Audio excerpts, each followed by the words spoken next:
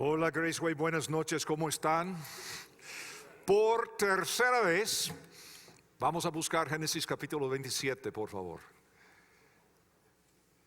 Este capítulo que muchas veces pasamos por arriba, creo yo, ofrece algunas cosas muy prácticas para nosotros, porque aquí tenemos la historia de la familia de Isaac. Y como les he dicho, Isaac, quien en cierto sentido es un cuadro, un símbolo del Señor Jesucristo, como el hijo de Abraham, y todo esto con todo respeto a Isaac, también en esta temporada de su vida, Isaac es un padre descarriado, ha perdido su comunión con Dios. Su esposa, la bella Rebeca, una madre mandona, y sus dos hijos, Jacob y Esaú, también tienen sus cositas, ¿no? Jacob es un engañador, Esaú, amargo, una linda familia. Y sin embargo, yo creo que es algo muy realista porque son creyentes, son de la familia de Dios y viven de esta forma. Y por eso tiene tanta importancia para nosotros, porque muchas veces somos nosotros que decimos ser creyentes, seguidores de Cristo Jesús, y somos nosotros a veces que vivimos peor que los ateos.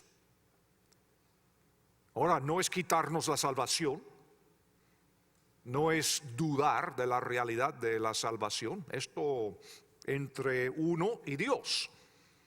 Pero la realidad es que el mundo inconverso que nos ve, no ve mucho que querer. Y sobre todo cuando andamos en lugares donde no hay muchos creyentes, es algo tan importante. En este país, y ahora en casi cualquier país de la América Latina, estamos acostumbrados a los creyentes superficiales, descarriados, no muy serios. Y decimos, sí son algunos. Pero si vamos a trabajar, por ejemplo, con los musulmanes, en un país del Medio Oriente, el norte de África, lo que fuera, la gran mayoría de musulmanes en este mundo jamás en sus vidas han conocido personalmente a un creyente, de uno. Entonces la primera impresión es algo tan importante, porque cuando llegamos nosotros a hacer cualquier cosa, ni hablar de ser misionero. Digamos que tenemos algún negocio en Irán, Irak, lo que fuera, Turquía, Egipto, Marruecos. Y llegamos ahí y se conoce que somos creyentes, pero no pueden ver a Cristo en nosotros. Esto sirve para confirmar sus temores, sus dudas, sus prejuicios, estereotipos y todo esto que tienen en cuanto a nosotros que nos llamamos cristianos. Así que es muy importante aprender lo que es ser un creyente genuino. Ahora, la primera vez, hace 3 semanas ya, hablamos de los problemas de Isaac, el papá. Tenía muchos problemas. Y porque nosotros queremos darle a cada quien tiempo igual, la semana pasada hablamos de Rebeca y sus problemas. Esta noche, los 2 chicos, ¿qué podemos decir? Porque ellos también tienen sus problemas, uno engañoso, el otro amargado. ¿Qué podemos decir? Yo creo que podemos aprender mucho de estos 2 casos. Primero vamos a ver el caso de Jacob para aprender a no ser engañoso. porque a veces somos engañosos. En versículo primero, solamente para recordar la historia, aconteció que cuando Isaac envejeció y sus ojos se oscurecieron, quedando sin vista, llamó a Esaú, su hijo mayor, y le dijo: hijo mío. Y él respondió: heme aquí.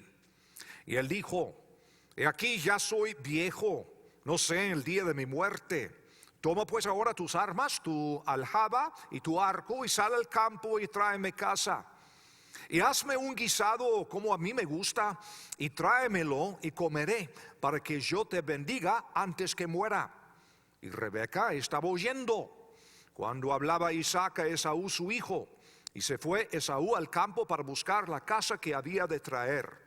Entonces Rebeca habló a Jacob, su hijo, diciendo: he aquí, yo he oído a tu papá, tu padre, que hablaba con Esaú, tu hermano, diciendo: tráeme caza y hazme un guisado para que coma y te bendiga en presencia de Jehová antes que yo muera.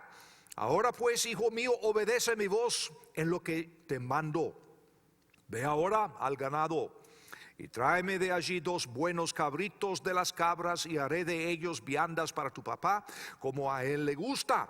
Y tú las llevarás a tu padre, y comerá para que él te bendiga antes de su muerte. Y Jacob dijo a Rebeca su madre: he aquí, Esaú mi hermano es hombre velloso y yo lampiño. Quizá me palpará mi padre y me tendrá por burlador, y traeré sobre mí maldición y no bendición. Vamos a examinar el retrato de un manipulador. ¿Qué podemos decir de Jacob? En primer lugar, Jacob, como muchos, es un hombre que teme al hombre y no a Dios. Jacob se preocupa por las apariencias, lo que pensarán los hombres o cómo él se parece ante los demás. Está motivado por el temor incorrecto y se confundirá y correrá directamente al pecado. Siempre sucede así. ¿Por qué? Porque teme las consecuencias del pecado y no el pecado en sí. La diferencia es enorme. Teme las consecuencias del pecado. No quiero que me caiga la maldición. Pero no dice nada en cuanto a la mentira.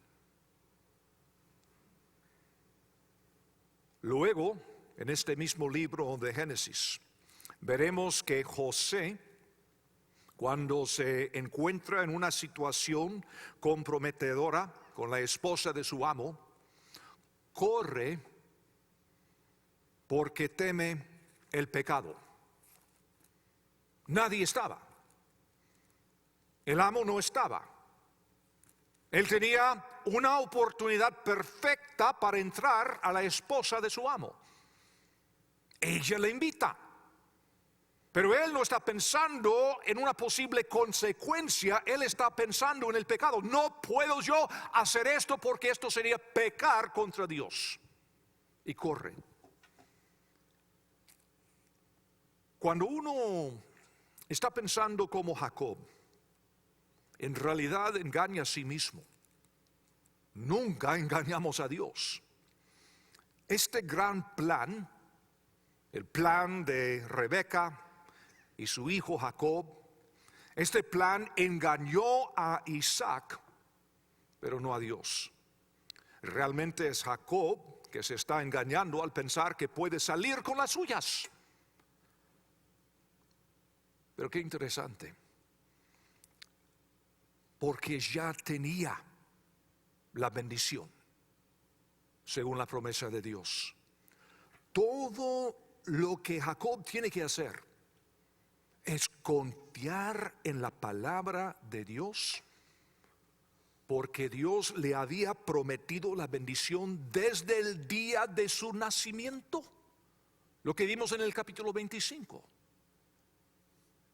Y todo lo que tiene que hacer él, y todo lo que tiene que hacer su mamá, es confiar en lo que Dios ya ha dicho. Pero pensó Jacob que tenía que manipular en vez de confiar en el Señor. Su nombre, Jacob, como les he dicho, significa suplantador, engañador, manipulador, etc. Porque así es su carácter. Pues Jacob encuentra la bendición al fin,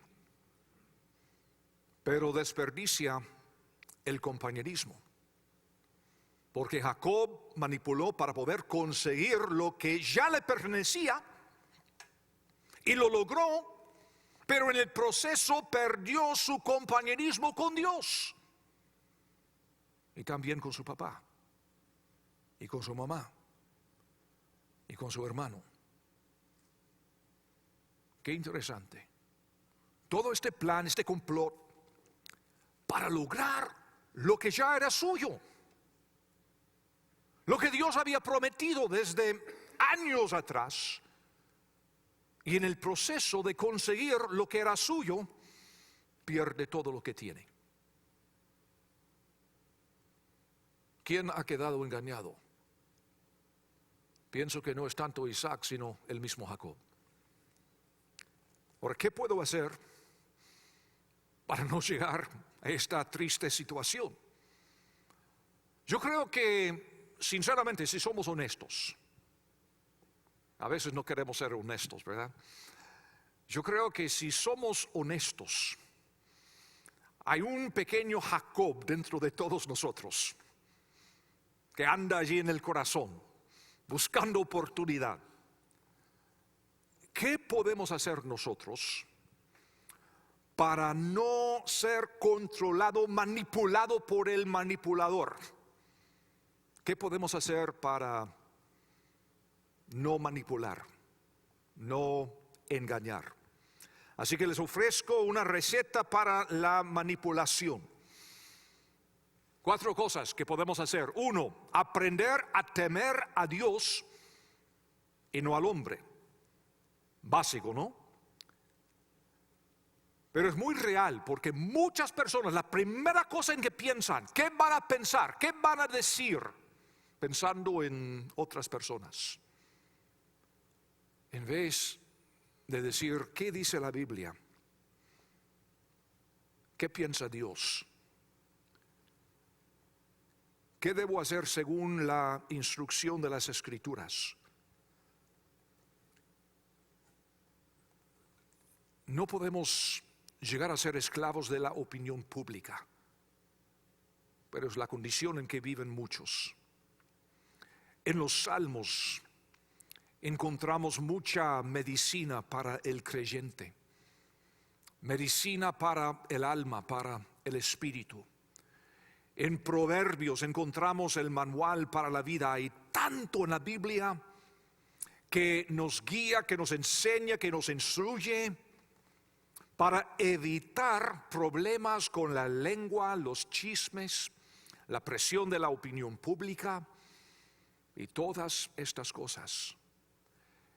Lo que tenemos que hacer es hacer lo correcto bíblicamente y dejarlo allí, sin pensar en lo que los hombres van a pensar o lo que van a decir. ¿Qué dice la Biblia? Esto es lo que tengo que hacer. Ahora, la segunda cosa, ¿qué podemos hacer para evitar la manipulación, el engaño y todo esto al estilo de Jacob? La segunda cosa es aprender a odiar el pecado y no solamente las consecuencias del pecado. Yo pienso en las palabras de Pablo, por ejemplo, cuando a los romanos estaba escribiendo y llega al capítulo 6 y dice en el versículo 1, ¿qué pues diremos? ¿Perseveraremos en el pecado para que la gracia abunde? En ninguna manera. En ninguna manera.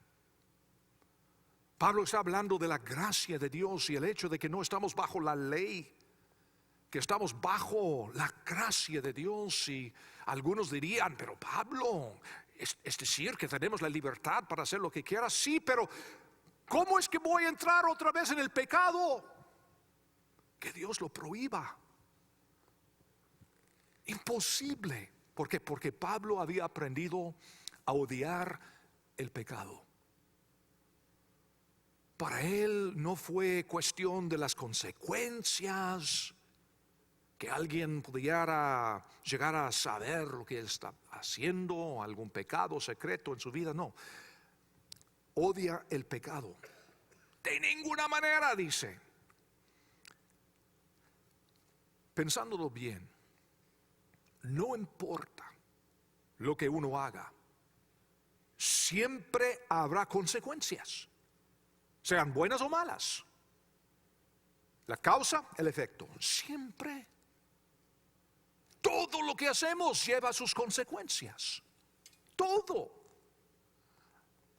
Si hacemos lo bíblico, lo correcto, lo honesto, entonces las consecuencias, aunque de vez en cuando tengamos que sufrir, a lo largo van a ser consecuencias buenas y eternas.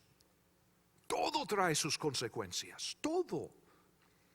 En tercer lugar, hablando de esta receta para la manipulación, tenemos que aprender a ser honestos con Dios y con nosotros mismos. El problema del engañador, el manipulador como Jacob, es que el engañador es una persona que no quiere ser honesta consigo misma. Cuando nosotros llegamos a ser honestos con nosotros mismos, solo entonces podremos ser honestos con los demás también. Y por supuesto, nunca jamás podemos engañar a Dios. Todo lo sabe, todo lo ve, todo. ¿Vamos a engañar a Él? Imposible. Imposible. Entonces, si yo encuentro dentro de mí alguna manipulación, un pequeño Jacob escondido por algún lado de la vida,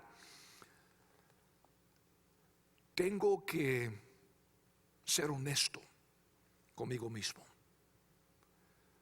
Este nombre Jacob, engañador, manipulador, suplantador, tiene otro sentido en hebreo, literalmente. Literalmente, la palabra Jacob quiere decir jalar el talón. Jalar el talón, por razones obvias. Si recordamos cómo fue su nacimiento en Génesis capítulo 25. Es como impedir que un bebé siga gateando por agarrar su talón. Y así hizo Jacob en el momento de su nacimiento. Y con mucha razón, le pusieron Jacob. Y bien le pusieron Jacob. Ahora, vamos a ser honestos. Muchas veces nosotros que somos líderes sobre todo, hablo de pastores, diáconos, maestros, los que están discipulando a otras personas, nos cuesta a nosotros mucho no poner obstáculos en el camino de los infantes espirituales.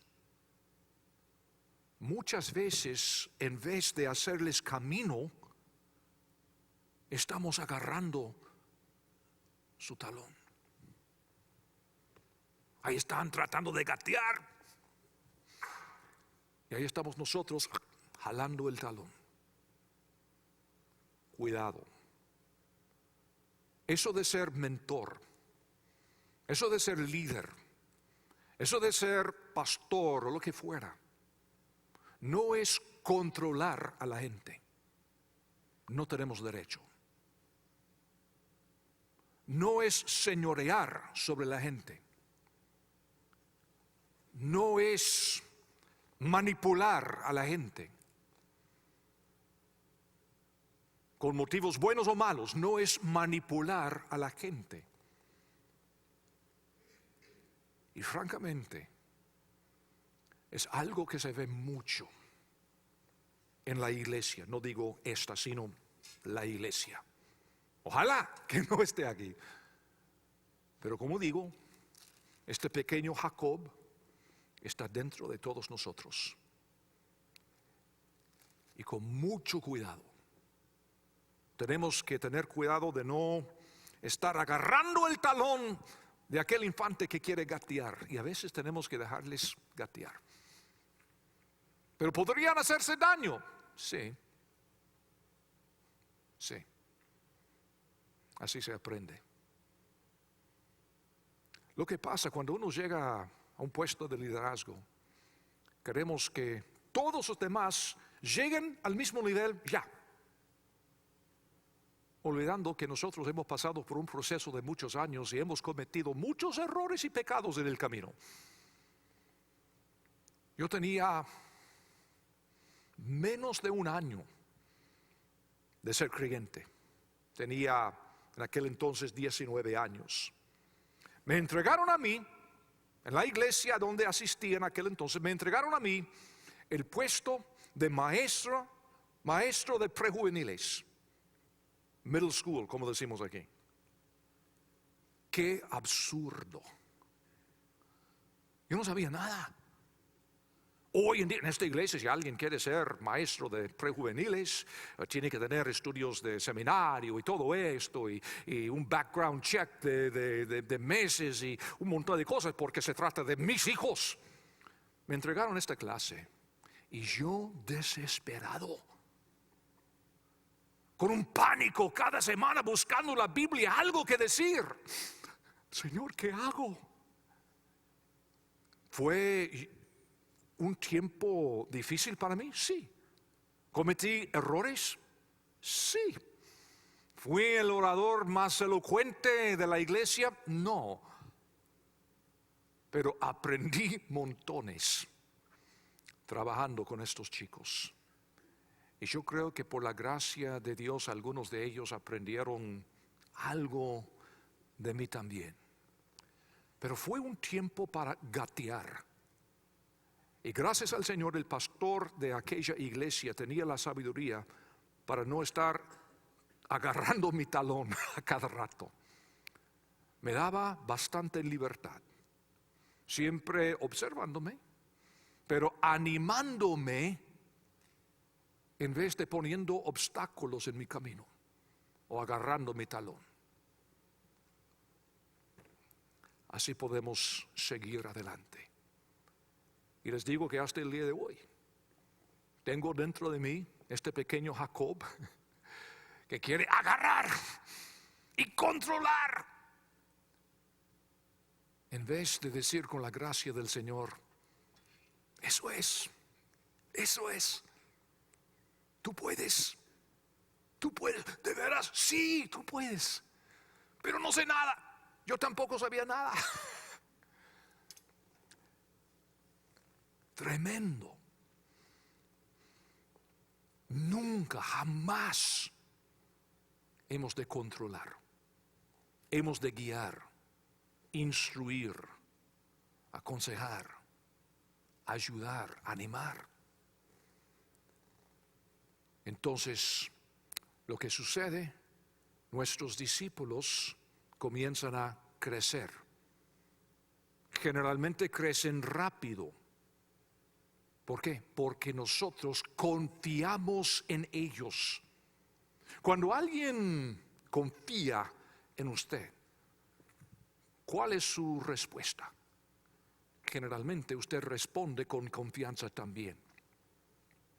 El otro día yo estaba con una persona que trabaja con mi salud. Es una persona a quien hemos conocido a ella durante muchos años, y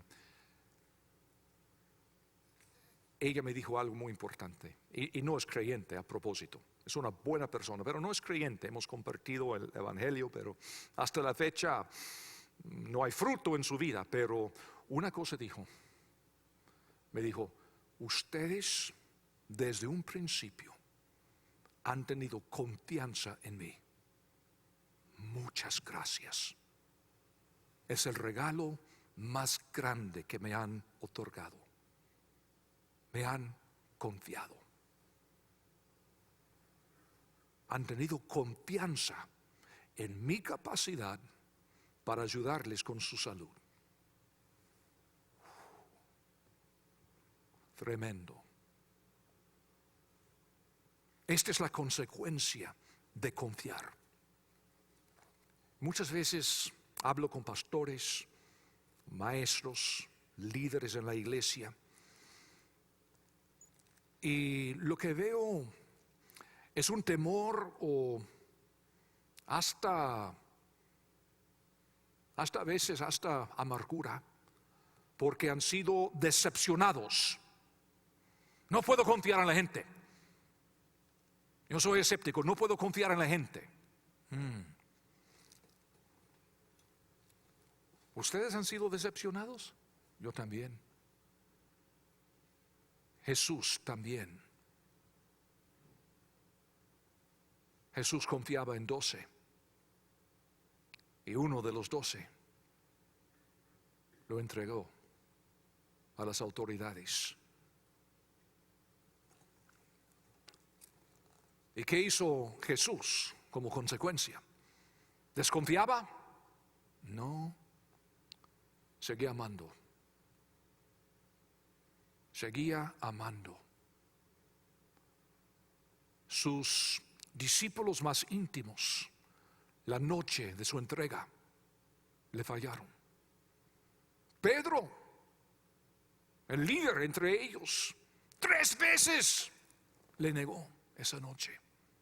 3 veces. ¿Qué dijo el Señor? Ya he aprendido a no confiar en esos muchachos, ¿no?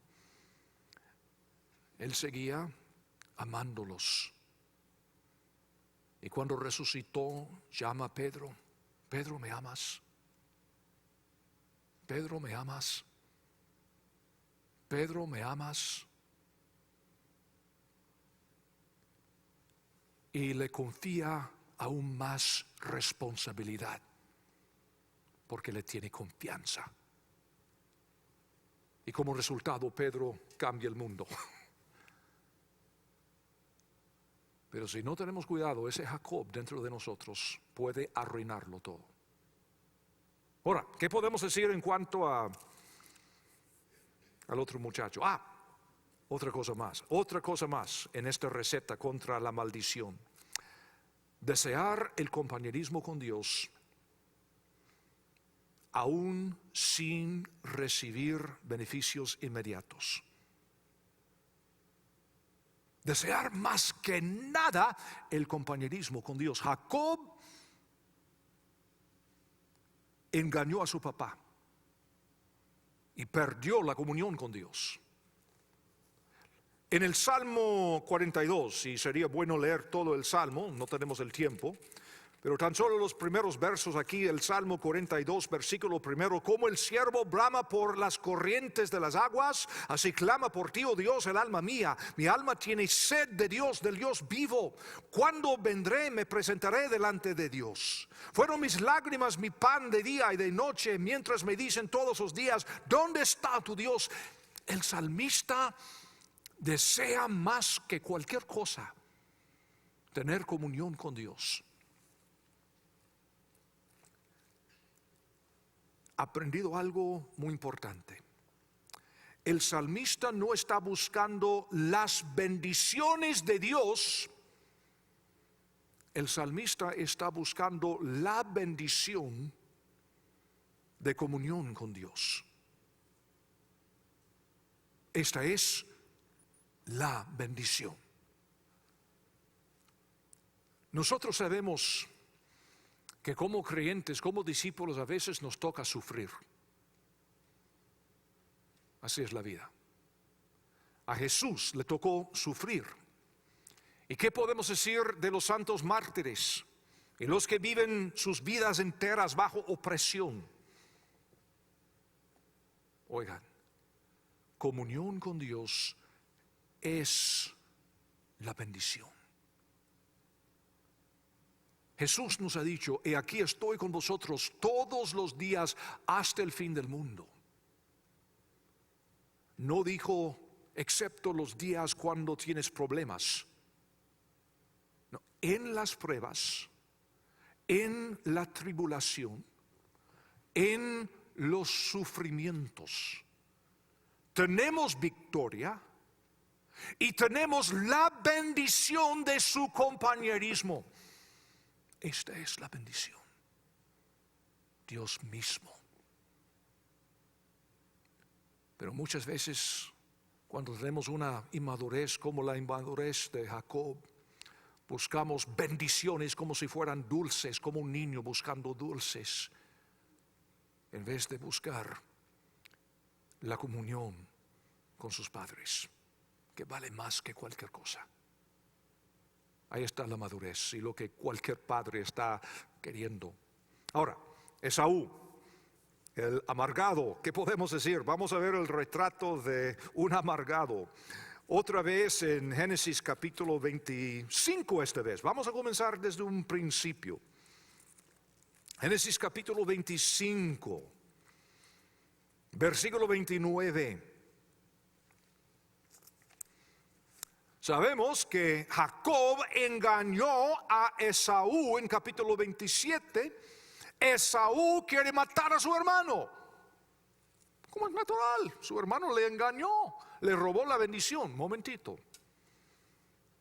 Capítulo 25, versículo 29. Y guisó Jacob un potaje, y volviendo Esaú del campo cansado, dijo a Jacob: te ruego que me des a comer de ese guiso rojo, pues estoy muy cansado. Por tanto fue llamado su nombre Edom, o rojo literalmente. Y Jacob respondió: véndeme en este día tu primogenitura. Entonces dijo Esaú: y aquí yo me voy a morir, ¿para qué pues me servirá la primogenitura? Y dijo Jacob: júramelo en este día. Y él le juró y vendió a Jacob su primogenitura. Entonces Jacob dio a Esaú pan y del guisado de las lentejas, y él comió y bebió y se levantó y se fue. Así menospreció Esaú la primogenitura. Oigan, en el nacimiento Dios le dio la bendición a Jacob, al menor. En vez de confiar en la palabra del Señor, Jacob, por manipulación, le toma la primogenitura. Y ahora, en capítulo 27, otra vez, manipulando para recibir lo suyo, lo que Dios ya le había prometido. Capítulo 26, versículo 24.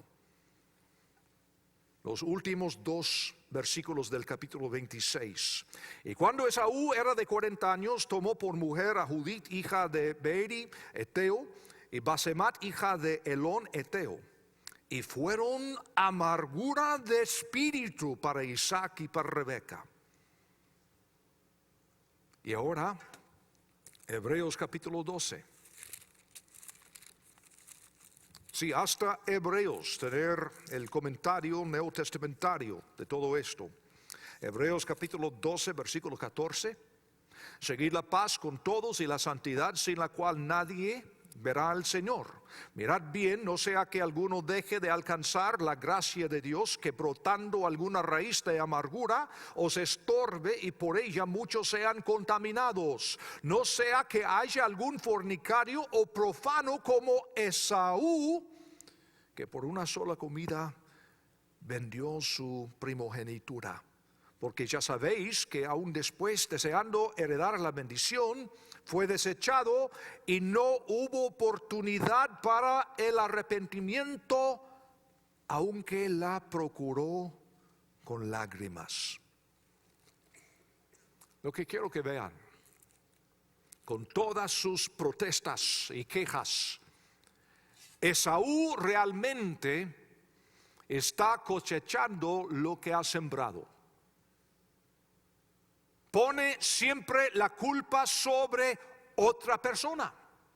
Cuando llegamos al capítulo 27 y versículo 36, Esaú respondió: bien llamaron su nombre Jacob, pues ya me ha suplantado 2 veces. Se apoderó de mi primogenitura y aquí ahora ha tomado mi bendición. Y dijo: ¿no has guardado bendición para mí? Culpando a otros por su propio pecado, lo cual es precisamente lo que hicieron Adán y Eva en el huerto. Después del pecado llega Dios. ¿Qué dicen? Bueno, Adán, cuando Dios le pregunta, Adán dice: bueno, Dios, es la mujer que tú me diste. Y la mujer dice: es la serpiente que tú, Dios, has creado y has puesto en el huerto. Es él. Siempre culpando a los demás, poniendo la culpa sobre otra persona. Y lo que sucede, esto cosecha una raíz de amargura, como vimos en Hebreos capítulo 12, versículo 15, hablando de una raíz de amargura. Una raíz es algo que está bajo la superficie. Por eso se llama raíz de amargura. Por fuera puede decir: hola, que el Señor lo bendiga, alabado sea el nombre del Señor. Y por adentro puede haber 1000 males. De hecho, Proverbios habla de esto, ¿saben? En Proverbios capítulo 26, mucha sabiduría, comenzando en el versículo 23. Proverbios 26, 23. Como escoria de plata echada sobre el tiesto, son los labios lisonjeros y el corazón malo. El que odia disimula con sus labios, mas en su interior maquina engaño. Cuando hablare amigablemente, no le creas, porque 7 abominaciones hay en su corazón. Aunque su odio se cubra con disimulo, su maldad será descubierta en la congregación. El que cava foso caerá en él, que al que revuelve la piedra sobre él le volverá. La lengua falsa atormenta al que ha lastimado, y la boca lisonjera hace resbalar. ¿Qué podemos hacer? Porque yo creo que también tenemos el otro gemelo dentro de nosotros también.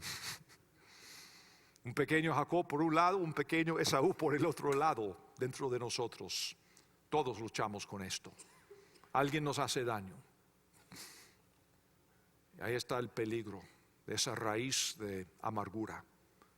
¿Qué podemos hacer para evitarlo? Primero, tratar con nuestro propio pecado. Punto. Aquí debemos comenzar. Es decir, escuchar 1 de Juan 1:9: si confesamos nuestro pecado, Él es fiel y justo para perdonar nuestro pecado y limpiarnos de toda maldad. Tratar con nuestro propio pecado. Y si estamos en un conflicto con un hermano y él tiene el 95% de la culpa y yo tan solo el 5%, yo acepto y pido perdón por lo que a mí me corresponde. El otro día recibo una correspondencia electrónica de una persona que tengo casi 25 años de no ver a esta persona, que antes era un grande amigo. Y fue bastante duro lo que pasó y tenemos casi un cuarto de siglo sin una palabra entre nosotros. Y de repente aparece en mi vida, ahí está en mi inbox: hola, ¿qué tal? No quise dejar pasar otro año más sin estrechar la mano y ¿qué tal? ¿Cómo ha estado? Primera cosa que hago es escribirle y decirle a él: perdóname.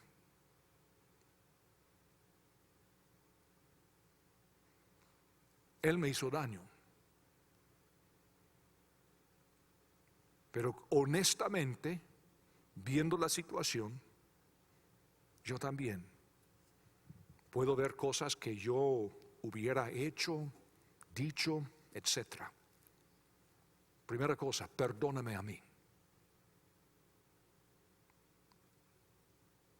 Es la única manera para reparar relaciones rotas, corazones heridos, tratar con nuestro propio pecado. Y no tuve que decir nada. Y en la próxima correspondencia, ¿qué me dijo? No, perdóname a mí. Y comenzó a hablar muy directamente de todo lo que había pasado, que ya no es nada. Ya no es nada. Pero hasta que los dos tengamos la madurez para decir: no, perdóname a mí, no vale la pena ni hablar.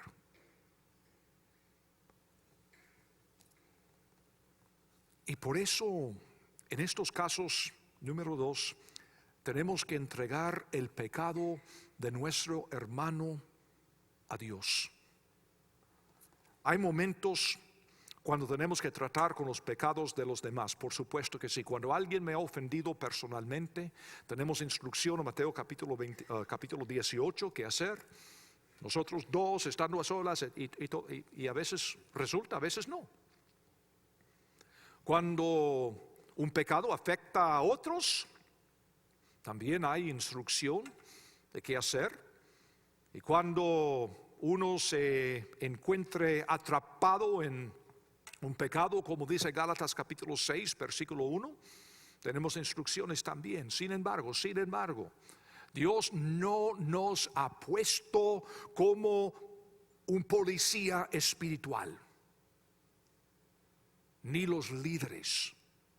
Como pastor, no soy policía espiritual. No es mi responsabilidad juzgar a otros. Si me toca defender la iglesia, lo hago. Si tenemos un conflicto, tú y yo, hablemos. Pero no para juzgar, sino para arreglar. Si estás afectando a otras personas, entonces yo como líder voy a hacer lo que pueda para proteger a los demás, pero no para juzgar. ¿Qué tenemos que hacer?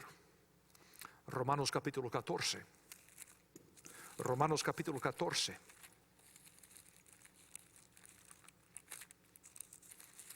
Bastante claro. Versículo 10. Pero tú, ¿por qué juzgas a tu hermano? O tú también, ¿por qué menosprecias a tu hermano? Porque todos compareceremos ante el tribunal de Cristo, porque escrito está: vivo yo, dice el Señor, que ante mí se doblará toda rodilla y toda lengua confesará a Dios. De manera que cada uno de nosotros dará a Dios cuenta de sí. Así que ya no nos juzguemos más los unos a los otros, sino más bien decidid no poner tropiezo u ocasión de caer al hermano. Yo sé y confío en el Señor Jesús que nada es inmundo en sí mismo, mas para el que piensa que algo es inmundo, para él lo es. Primera de Corintios capítulo 4. versículo 5. Primera de Corintios 4, 5. Así que no juzguéis nada antes de tiempo, hasta que venga el Señor, el cual aclarará también lo oculto de las tinieblas y manifestará las intenciones de los corazones, y entonces cada uno recibirá su alabanza de Dios. De vez en cuando líderes me preguntan qué hacer porque están tratando con una situación. Él dijo, ella dijo esto, que el otro, y tratando de controlar y con buenas intenciones muchas veces. No, es que yo tengo, como si fuera policía espiritual y tengo que hacer esto, el otro. Y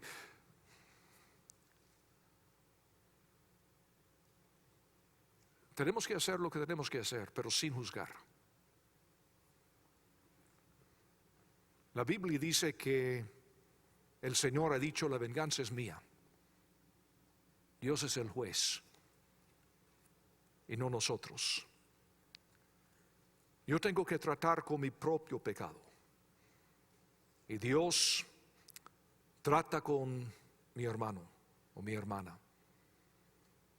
En el caso que les digo, no tengo que perder ni 5 minutos diciendo, ahora, ¿cuál fue el porcentaje de culpa de él y cuál fue el...? No, perdóname a mí. Perdóname a mí. Ya pasó. Si él es sincero, si tiene la madurez de acercarme a mí cuando yo hubiera acercado a él, ni hablar. ¿Para qué no seguir? No importa el porcentaje. Ni tengo que juzgar sus intenciones, sus motivos.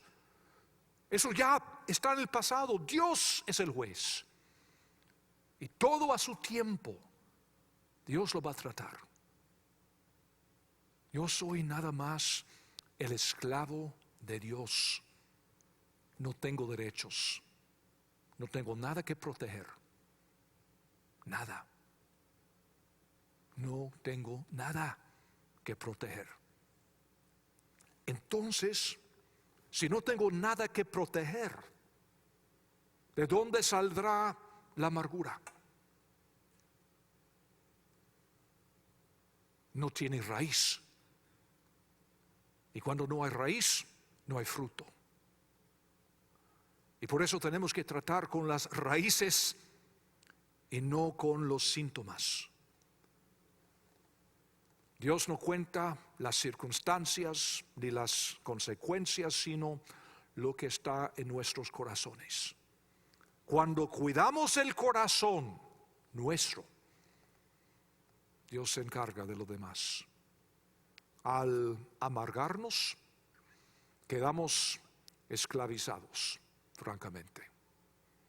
Yo prefiero ser esclavo de Dios que esclavo de mi propio corazón, mi propia amargura.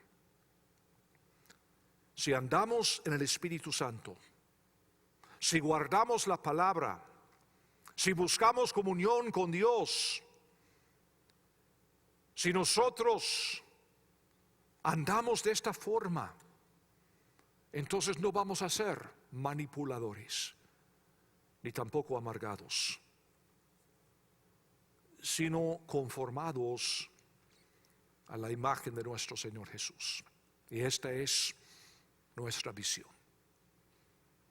Así que cada uno tenemos que analizar nuestras propias vidas. ¿Qué tal? ¿Cómo estamos con el pequeño Jacob y el pequeño Esaú que se esconden dentro de cada uno de nosotros? ¿Estamos dispuestos a creer lo que la Biblia dice y permitir que Dios se encargue de todas esas cosas que tanto nos preocupan? Si así es, vamos a tener vidas de paz y tranquilidad, aún en el sufrimiento. Señor, gracias te damos por el ejemplo de tu palabra, el ejemplo de estos dos muchachos, Jacob y Esaú, que nos ilustran cómo somos nosotros muchas veces, cómo he sido yo. Lecciones, Señor, que tenemos que aprender. Gracias por darnos un libro tan realista como es la Biblia, que habla no tan solo de ideales y conceptos intelectuales, sino nos habla también de las realidades prácticas cotidianas con que luchamos todos los días. Señor, enséñanos a ser modelos, ejemplos de Cristo Jesús y vivir como hemos de vivir, dejando la venganza a ti, Señor, dejando juzgar a ti, y simplemente andando en el poder de tu Espíritu como tus esclavos. En el nombre de Cristo Jesús te lo suplicamos. Amén.